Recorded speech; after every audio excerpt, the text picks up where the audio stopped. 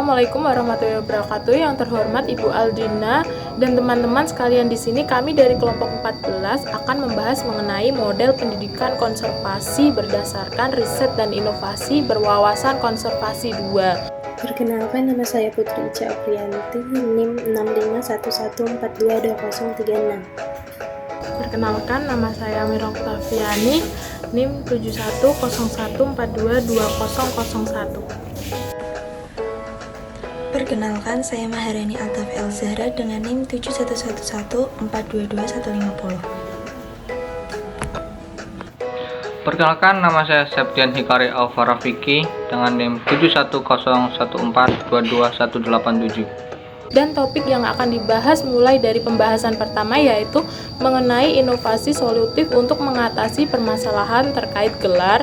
Pembahasan kedua mengenai inovasi solutif untuk mengatasi permasalahan terkait PKM, berwawasan konservasi pencaksilat, dan pembahasan ketiga yaitu mengenai contoh PKM kewirausahaan berwawasan konservasi sosial dan budaya, serta sumber daya alam inovasi berwawasan konservasi dengan pendekatan 3 pilar terkait nilai dan karakter seni dan budaya, serta sumber daya alam dan lingkungan diharapkan dapat mengatasi permasalahan lingkungan yang terjadi. Zaman sekarang teknologi atau hasil penelitian yang telah ditemukan sebelumnya sudah dimodifikasi dengan metode baru sehingga hasilnya juga baru dan berbeda dengan hasil sebelumnya, dan sekarang sudah dapat memberikan sebuah manfaat yang sangat banyak. Riset dan wawasan konservasi dengan pendekatan 3 pilar terkait nilai dan karakter seni dan budaya serta sumber daya alam dan lingkungan diharapkan dapat mengatasi permasalahan lingkungan yang terjadi saat ini, dapat dikurangi atau diminimalkan dampak negatifnya. Teknologi atau hasil penelitian yang telah ditemukan sebelumnya dimodifikasi dengan metode baru sehingga hasilnya juga baru dan berbeda dengan hasil sebelumnya, memberikan manfaat yang lebih baik dan luas bagi masyarakat, dapat dikelompokkan sebagai riset dan inovatif. Riset dan inovasi berwawasan konservasi dengan pendekatan 3 pilar terkait nilai dan karakter seni dan budaya serta sumber daya alam dan lingkungan diharapkan dapat mengatasi permasalahan lingkungan yang terjadi saat ini, dapat dikurangi atau diminimalkan dampak negatifnya. Teknologi atau hasil penelitian yang telah ditemukan sebelumnya dimodifikasi dengan metode baru, sehingga hasilnya juga baru dan berbeda dengan hasil sebelumnya, dan memberi manfaat yang baik dan lebih luas bagi masyarakat yang dapat dikelompokkan sebagai riset inovatif.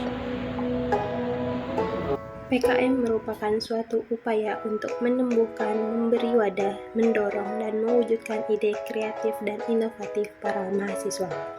Program ini dimunculkan pertama kali oleh Direktorat Jenderal Pendidikan Tinggi pada tahun 2001. Dampak positif PKM merupakan prestasi mahal yang diberikan oleh Tuhan dan prestasi dalam pemeringkatan dalam Kementerian Pendidikan dan Kebudayaan Etik dan Inovatif. Mahasiswa terus dikembangkan melalui PKM sehingga pedoman yang digunakan juga mengikuti perkembangan keilmuan dan kebutuhan dan tuntutan sehingga sejak 2019 diperkenalkan satu bidang baru PKM, yaitu PKM Gagasan Futuristik Konstruktif atau PKM GFK. PKM memuat 3 kategori, yaitu PKM 5 bidang, PKM KT, dan PKM GFK, dan kreativitas mahasiswa kewirausahaan atau yang biasa disingkat PKMK.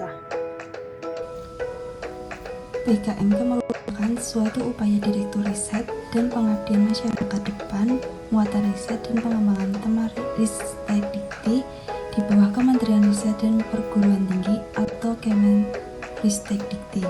Dalam mengembangkan minat mahasiswa untuk berwirausaha, PKMK bertujuan untuk menumbuhkan pemahaman dan keterampilan mahasiswa dalam menghasilkan komoditas unik, serta merintis kewirausahaan yang berorientasi pada profit. Namun dalam hal ini lebih mengutamakan keunikan dan kemanfaatan komoditas usaha atau ada muatan intelektual daripada profit. Pelaku utama adalah mahasiswa, sementara pihak lainnya hanya sebagai faktor pendukung. Harapannya dengan diluncurkannya program kreativitas mahasiswa atau PKM dapat memfasilitasi potensi yang dimiliki oleh mahasiswa dalam mengkaji dan mengembangkan serta menerapkan ilmu pengetahuan dan teknologi. Program PKM juga dikembangkan guna mengarahkan mahasiswa mencapai taraf kreativitas dan inovasi dengan menerapkan ilmu pengetahuan dan teknologi. Isu-isu yang diangkat di dalam PKM ialah 17 isu terkait tujuan pengembangan berkelanjutan atau TPP atau Sustainable Development Goals atau SDGs. Berikut contoh penampilan PKM kewirausahaan.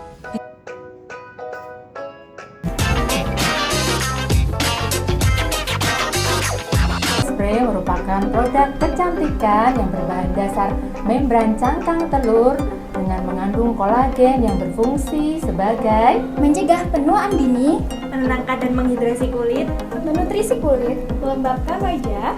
Jadi awalnya saya dan tim ingin membuat sesuatu produk inovasi yang mana produk tersebut itu tidak biasa gitu. Jadi kami mencoba membuat suatu inovasi kosmetik dari limbah cangkang telur gitu. Tak banyak yang memanfaatkan dengan maksimal limbah cangkang telur, tapi tak berlaku bagi Zakia dan kawan-kawannya. Di tangan kelima mahasiswa ini, sampah cangkang telur menjadi sesuatu yang bernilai lebih. Dimulai dari membentuk tim ya, tentunya dengan mencari teman-teman seperjuangan yang bisa mensupport kita dalam suatu tim tersebut.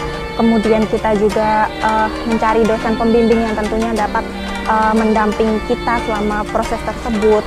Setelah itu kita mencari suatu ide yang akan kita masukkan dalam perjalanan kami. Terus kita lanjutkan dengan membuat proposal, kemudian kita ajukan. Sebelum kita ajukan itu tentunya terdapat beberapa seleksi tingkat fakultas, kemudian tingkat universitas gitu. Hingga akhirnya kita bisa sampai di tahap kita lolos pada pendanaan dari Dikti gitu. Setelah itu lolos pendanaan itu dilakukan pada bulan Juni, yang akhirnya kita melakukan program pelaksanaan PKM kewirausahaan ini dari bulan Juli hingga sekarang bulan September. Jadi untuk perjalanannya sendiri itu udah dari bulan Desember sampai sekarang bulan September. Tergabung dalam tim program kreativitas mahasiswa atau PKM, Zakia, Elsa, Ikvina, Davina, dan juga Maya adalah mahasiswa UNES dari berbagai jurusan. Mereka berinovasi menemukan sebuah gagasan yang mereka jadikan sebuah karya produk kecantikan. Membran dalam cangkang telur diolah sedemikian rupa, dijadikan face spray dengan ragam manfaatnya. Mulai dari menjaga kelembapan, elastisitas kulit, hingga mampu mencegah penuaan dini. Tantangan sendiri tentunya banyak ya, mulai dari internal tim kita yang mungkin kadang ada ngerasa males-malesan atau mungkin capek buat proposal aja banyak revisi terus gitu. Tapi ternyata tantangan tersebut itu membuat kita semakin maju gitu, karena ketika kita mendapat tantangan itu bukan menjadi suatu alasan bagi kita untuk berhenti, tapi justru tantangan itu membuat kita harus bisa mencari jalan keluar agar gimana sih biar kita tuh bisa menyelesaikan semua tantangan itu dengan baik gitu. Dan akhirnya semua tantangan tersebut bisa kami lewati hingga kami bisa membuat suatu proposal, yaitu untuk produk kewirausahaan ini, Collagen Face Spray, sampai akhirnya bisa kami ajukan. Perjuangan Zakia dan kawan-kawannya tentu tak mudah. Proses panjang mereka lewati di tengah padatnya kuliah. Melakukan penelitian terhadap kandungan kolagen dalam cangkang telur, hingga produksi dan memasarkan produk Collagen Face Spray.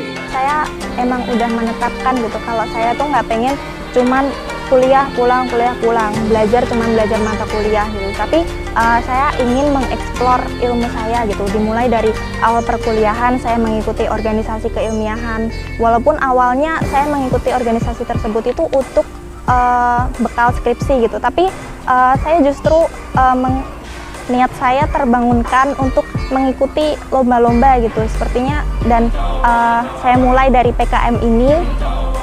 Kemudian saya juga mengikuti beberapa lomba keilmiahan lainnya gitu.